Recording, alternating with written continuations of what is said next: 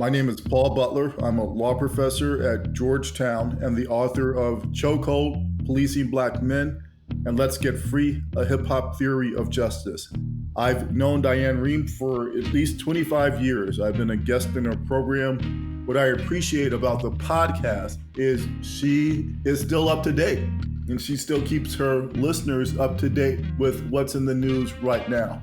I'm really glad that she still has this forum, that we still have this opportunity to process the news. I think a lot of us find Diane's voice a comfort. That's why she's so good at what she does. Hi,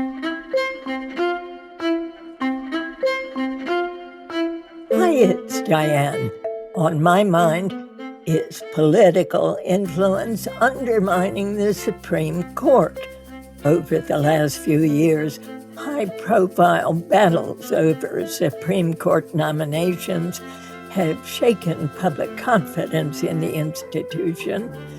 Many Americans think the court has simply become too politicized. But justices continue to claim neutrality, saying their decisions are based on law, not politics. In a recent piece in The New Yorker, journalist Diane Rehm says that argument is becoming harder to swallow, especially when it comes to Justice Clarence Thomas. His wife, Ginni Thomas, is a prominent right-wing activist. Rehm argues it's time to examine her activities and the ethics rules that guide the justices. Diane Rehm, Clarence Thomas has been on the Supreme Court for decades now. So why the attention on Ginni Thomas now? Well, her activism seems to have stepped up. She's allied herself with some of the most extreme political activists in the country and groups. And what I was looking at is that some of these groups she's part of and activists she's allied with have issues and cases in front of her husband's court. So it's beginning to create a kind of direct conflict in the eyes of many judicial ethics experts. When you talk about judicial experts and the ethical questions, give me an example of what you're speaking of. Sure. When I'm talking about experts, I'm talking about people like Stephen Gillers, who is kind of the gold standard on the issue of judicial ethics. He's a professor at NYU Law School. And whenever you're a reporter with a question about judicial ethics, you always call Stephen Gillers because he really is the person who knows the subject best. And what he said to me was that Ginni Thomas is behaving, quote unquote, horribly, and that if you could do a secret poll of the other 8 justices on the court, he was certain that they would all say that they completely disapprove of what's going on. But of course, they never do say so publicly. And what is he talking about specifically? If you want an example, just to take the most recent one, the court, I guess it was last week, agreed to hear a case challenging affirmative action policies that Harvard University uses. And that case could really change the way affirmative action is dealt with in this country. So a very high stakes case. And in that case, there is an amicus brief filed taking the side against Harvard by a group called the National Association of Scholars. So they have filed a brief in front of that court, and on the National Association of Scholars Advisory Board sits Ginni Thomas. So her group is filing a brief in a case that's really monumental that's in front of her husband. There's an appearance there that most ordinary people would look at as inappropriate.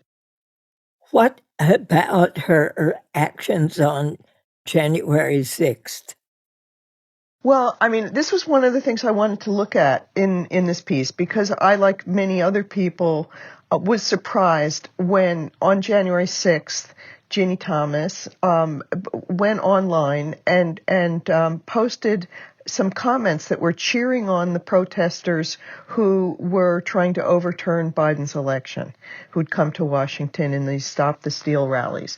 So she came out and she posted something that sort of, cheered them on and thanked them. And it caught a lot of attention because these were, as we know, people whose protests later that day turned into a violent assault on the Capitol. Ginni Thomas later amended her post, saying that she hadn't known when she cheered them on that it was going to turn into violence. And she's kind of taken a lower profile since then online.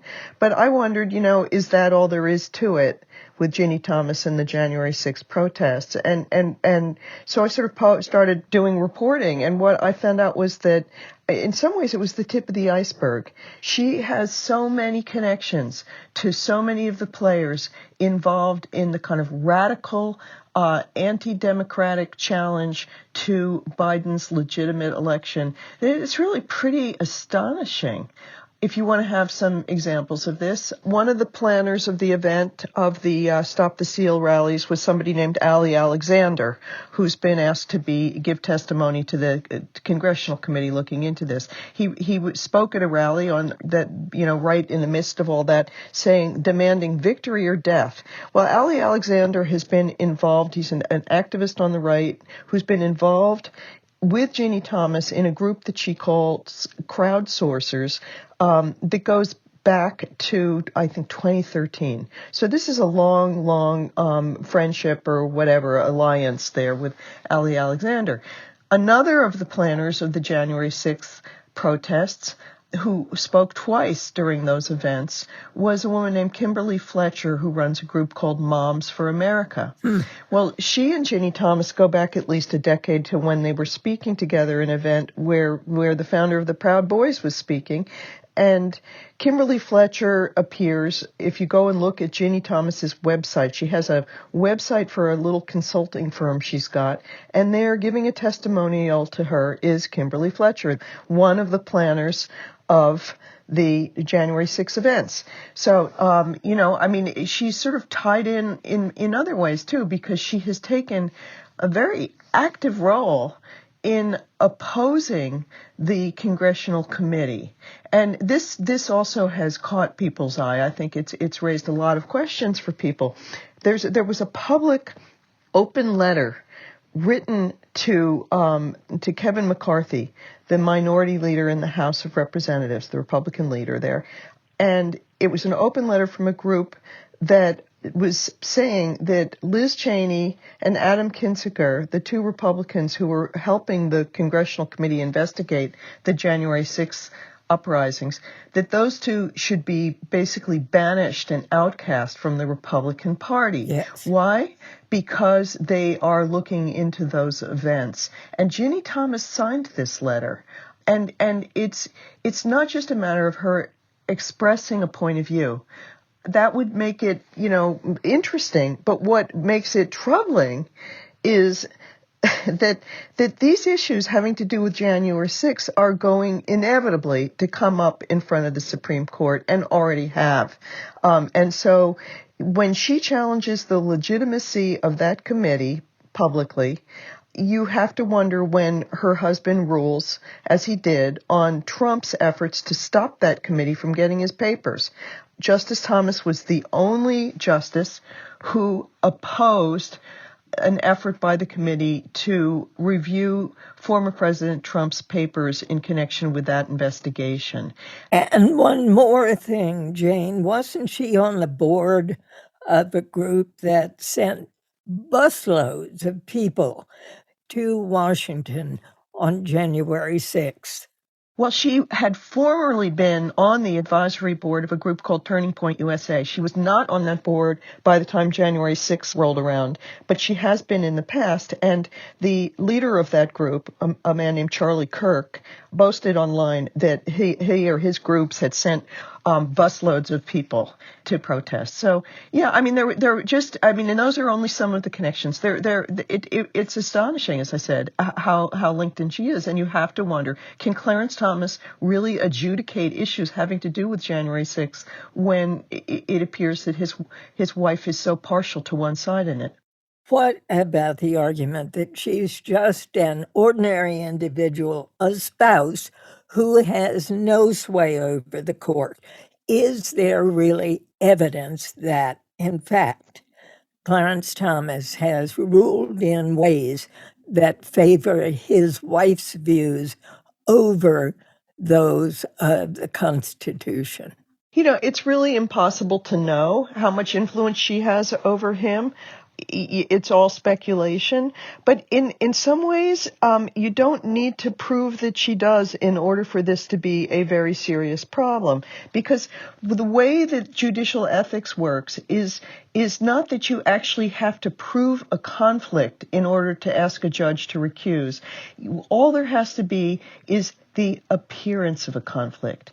The standard is, if this situation would raise the question in a reasonable person's mind about whether the judge can be impartial, that judge ought to recuse. That standard, and Stephen Gillers said to me something I think is really interesting, which is the reason that we have that standard is because the belief in justice, the appearance of justice, is as important as the fact of justice itself, because we need to believe in the system. We need to support that the courts are fair. We need to be able to believe in this country that a judge, regardless of one's politics, is going to be fair. So the image of being impartial is incredibly important. And in the lower level courts, judges recuse if it appears that they have a conflict of interest. Right.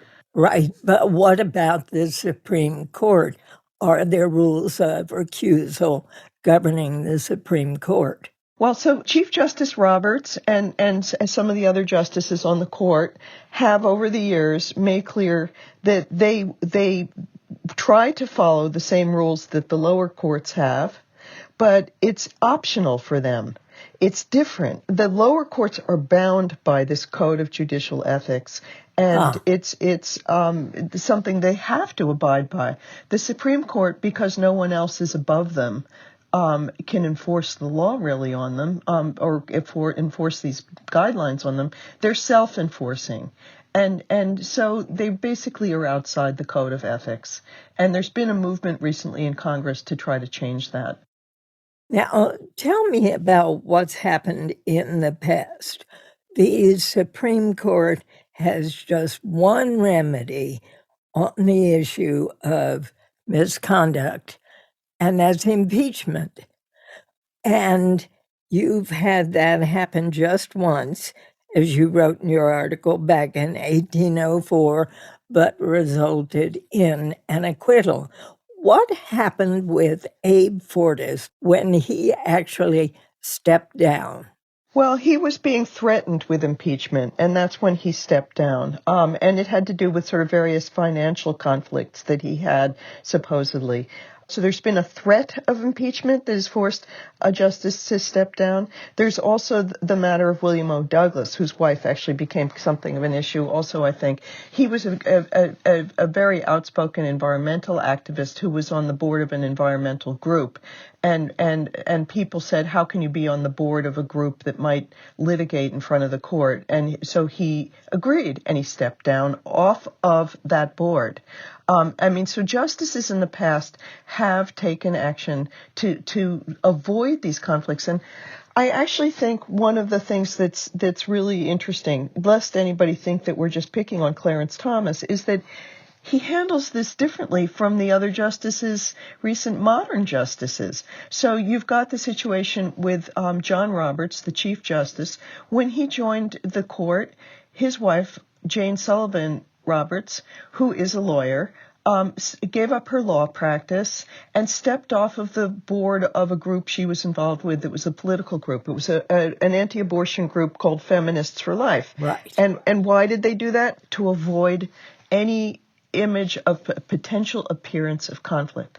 And similarly, it works. It's not just wives who have taken these actions.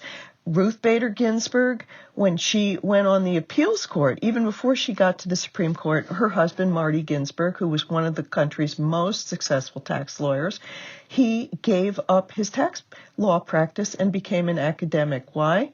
because he didn't want anyone to suggest there was a conflict of interest in his work and hers. And so he sacrificed for his wife. And so it's not a sexist issue. It's an issue of respect for the institution. Now a quick break. When we come back, more of my conversation with Jane Mayer.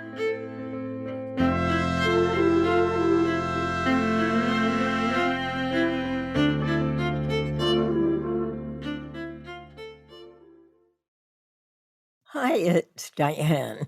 For the March meeting of the Diane Rehm Book Club, I'll host a conversation with author Amy Bloom about her new book, In Love, a memoir of love and loss.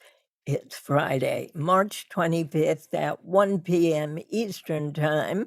Find out more and register at dianerehm.org/book club.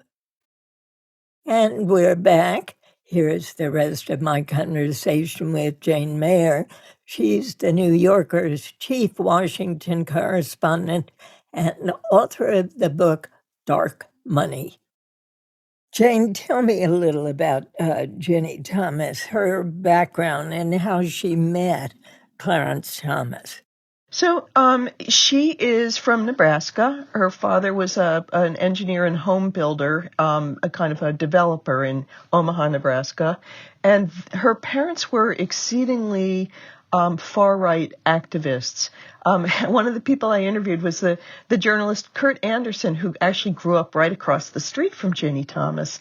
And he said his parents were John Birch Society members, but they regarded Ginni Thomas's parents as nuts. They were so far to the right. He said they believed in things like that the fluoridation of the water was going to, was some kind of plot to poison people or a conspiracy against Americans. And so anyway, so she grew up in the sort of the very far fringe of the far right in this country.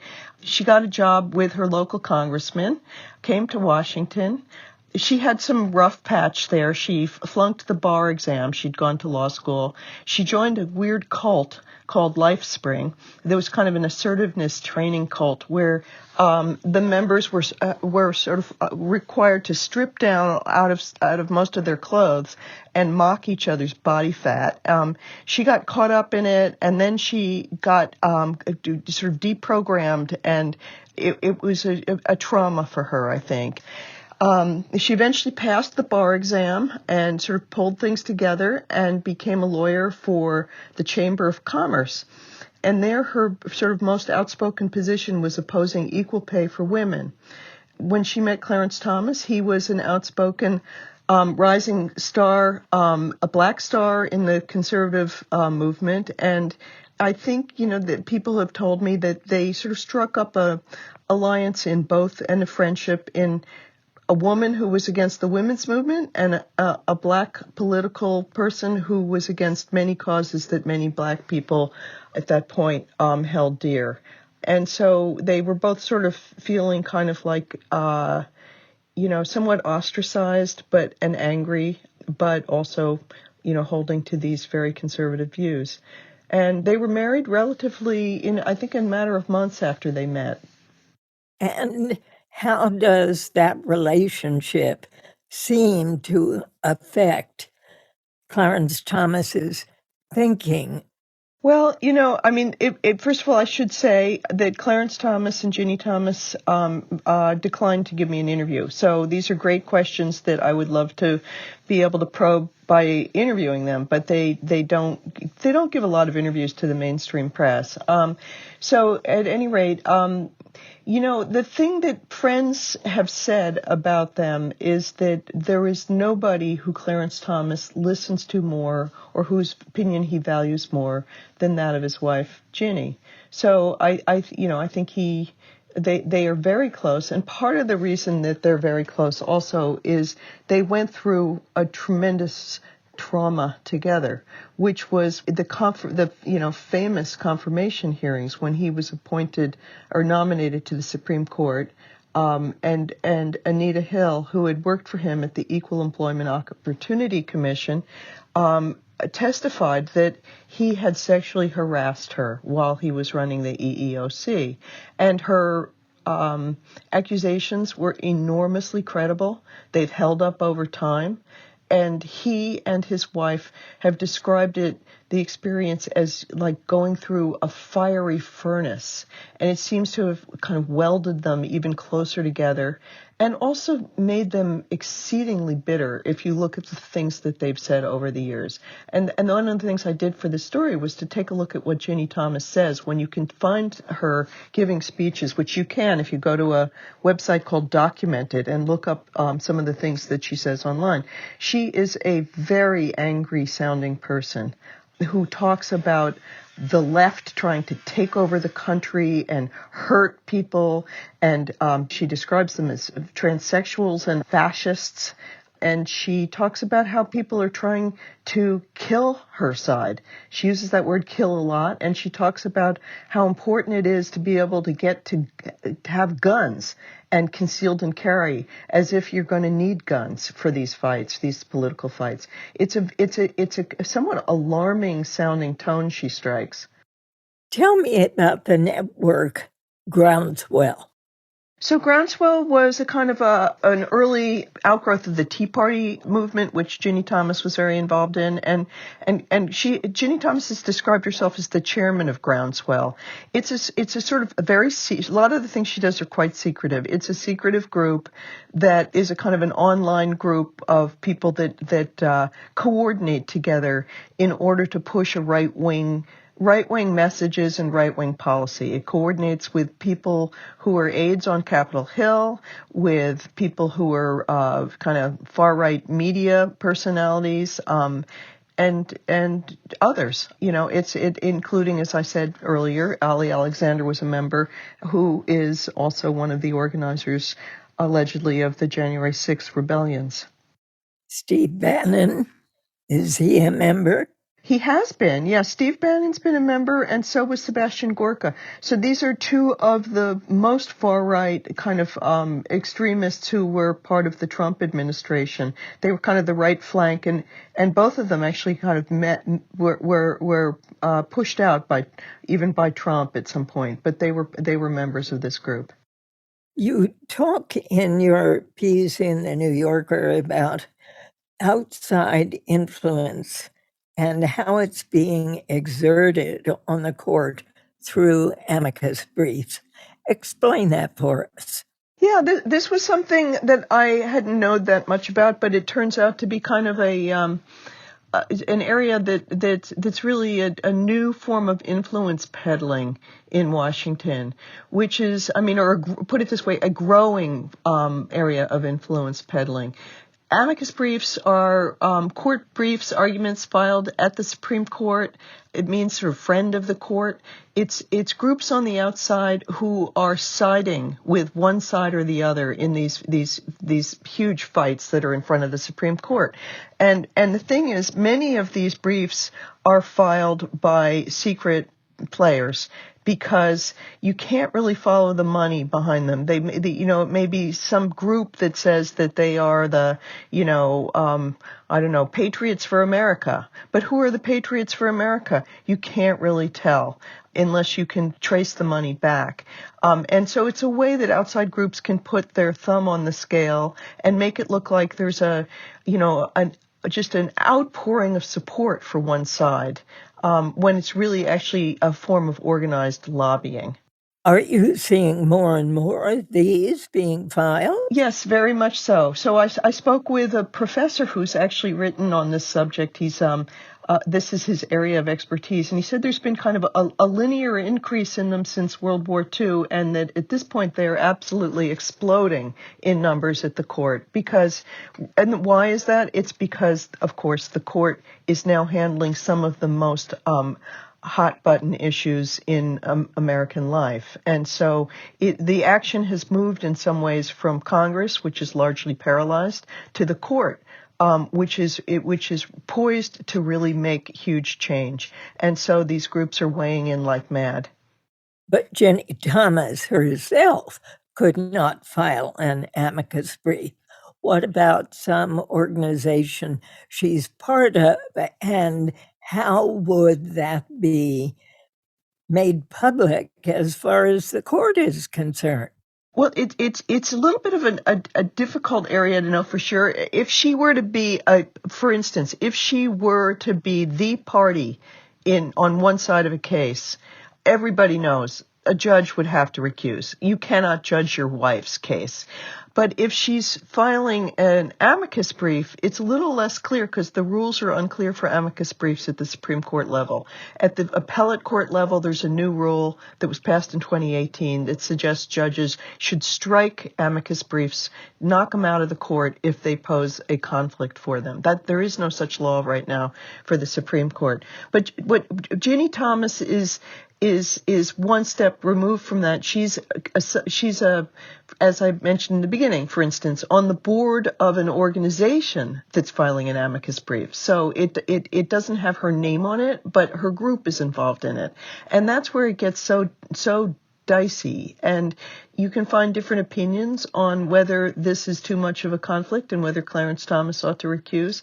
But there are some people for sure who've said that he must recuse.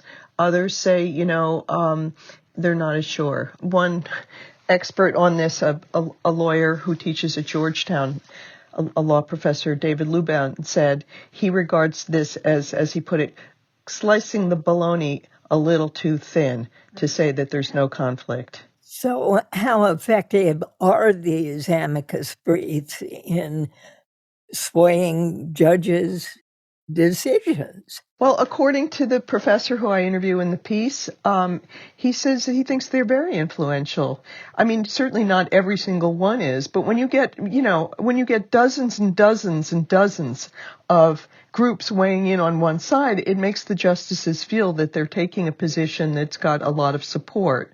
And the other thing that's happened more and more, according to this professor, is that the justices are quoting from these briefs and using their arguments in the decisions that the justices, the opinions they're handing down. So you're beginning to, it's much like lobbyists writing the bills, the laws. You're beginning to see the voice of outside groups piping up in the Supreme Court's decisions. What about money Ginni Thomas may earn? Is that actually reported, or do they file separately? How does that work? Well, so there are rules under the Ethics in Government Act that require justices to disclose certain details about their income, and they are supposed to disclose some details about their spouse's income, but the details are so scattershot about what they disclose. What I discovered is there's in effect a huge loophole, and you can see it with Ginni Thomas and Clarence Thomas, because what happened was she opened this little consulting firm, Liberty Consulting it's called. She takes clients, paying clients. One of them was a man named Frank Gaffney, and he runs something called the Center for Security Policy. And it is it's kind of a hawkish anti-Muslim group. And you would never know that he was paying Ginni Thomas money unless you knew to go take a look at the IRS filings from his group, which, it's only by coincidence that you're ever going to stumble across this. But I did see it. He paid her over $200,000 over 2 years, paid her organization over $200,000, her business. And at the same time, he was part of an amicus brief that was filed in front of her husband's court. She also gave him a prize during this time, at a public ceremony. So you've got this situation where she's siding and actually getting paid by someone who is involved in a case in the Supreme Court in front of her husband. So how have Ginni and Clarence Thomas, have they been at all transparent about possible conflicts of interest? Well, as far as I know, Clarence Thomas has recused himself once for a family matter that involved his son, who was at a school that was the subject of litigation, and he recused at that point. But as far as I know, he has never recused because of his wife's involvement in issues in front of the court. And are the other judges comfortable with his behavior? Has there been any rumor that they'd like to say something, but they don't? I mean, who knows, really? You know, this is the kind of the thing that they're not just wearing black robes, but they're inside a black box. It's really hard to know what's really going on that court. But I did speak to someone who knows them quite well, a number of the justices, who said that they don't dare speak to each other about these issues, and that part of the way they get along is by acting, keeping to their own counsel. And they kind of function as if each justice had its own law firm with its own rules. You know, there's also a question about some memos or letters that Ginni Thomas wrote to former clerks of Justice Thomas. Tell me about those. Yeah, this too was fascinating. So, I mean, she really is one of a kind as far as I can tell. And experts tell me that no other wife of a justice or spouse of a justice has a relationship like she has with Justice Thomas has a network of over 200 clerks at this point. And they according to someone I interviewed, there's an expert on this too, a man named Artemis Ward who studies Supreme Court clerks, said that they kind of create, in his view, sort of a advanced, commando group of right-wing activists because they've been credentialed by working for the Supreme Court as clerks. And Ginni Thomas speaks to them through a listserv group that they are all part of. And Clarence Thomas apparently very rarely, if ever, speaks to these clerks, but Ginni Thomas apparently sort of militates on this listserv and, in fact, was making a lot of noise about Trump's loss and claiming that it was, I guess, unfair in some way, and that then created some rancor within this listserv because she was pushing the edge of even the clerks. How about current clerks? Has she been at all in touch with them? Not that I know of. I mean, I think that if she were, it wouldn't be that unusual. I think that clerks are often treated as members of the family by the justices. They're brought home for dinner. The justices are really mentors to them. I assume that there are close relationships between all of the clerks and the justices that they're clerking for. And that, and that's not terribly surprising. What's really surprising is that this listserv exists. It's called, Thomas Clerk World or something. And it exists as a kind of a close-knit group of activists, and that the wife of the justice is very bound up in talking to them and pushing her political views on them. So are there upcoming cases before the court where you see red flags regarding conflicts of interest? Yeah, I mean, really, the thing that's interesting is that Ginni Thomas is involved in almost every explosive issue in front of the court in some way or another. So, on the issue of abortion, she has given a prize to a woman named Abby Johnson, who's a very prominent anti-abortion activist. Abby Johnson has filed an amicus brief in front of the court, taking an anti-abortion position. So you've got Ginni Thomas aligned in that way on that issue, which is, as we all know, in front of the court. On the gun issue, I mean, we've got Ginni Thomas serves on an executive committee for the Council for National Policy Action, it's called. And on that executive committee, her fellow board member, Ken Blackwell, is a board member of the NRA, which is bringing a case that could really change the gun laws in this country to make it much easier for people to get access to guns and have concealed weapons. You could just go down issue by issue on so-called religious freedom issues that have to do with things like prayer in school, or whether or not state funds can be used to pay for parochial school tuition in the state of Maine. Those two cases which are incredibly important cases that have a lot to do with, the shape of American life going forward. Those two cases both were brought, one in part and one fully, by a group whose leader, his name is Kelly Shackelford, is the chairman of the executive committee on which Ginni Thomas sits, again, at the Council for National Policy Action. So she's, aligned with, rubbing shoulders with, serving on committees with, involved in groups with people who are litigating or filing briefs one way or another. And she's given prizes to many of them. She has her own personal sort of prize program. Do you see anything that can be done to change all this? Yes, I do. I think there's quite a bit that could be done. And I think that people in Congress are taking a close look at this. One of the things they're looking at is trying to get the administration of the courts to require Supreme Court justices to adhere to an ethics code, much like the one for the lower courts. There are also efforts, I think, by Sheldon Whitehouse, a senator from Rhode Island, to require much more disclosure on who's financing these amicus briefs. And there's also obviously a need to tighten the rules for financial disclosures for the justices, because there's this loophole, as I mentioned, that makes it possible for the spouse of a justice to take in money through a private company and not let anyone know who's paying it. So do you believe that something will be done?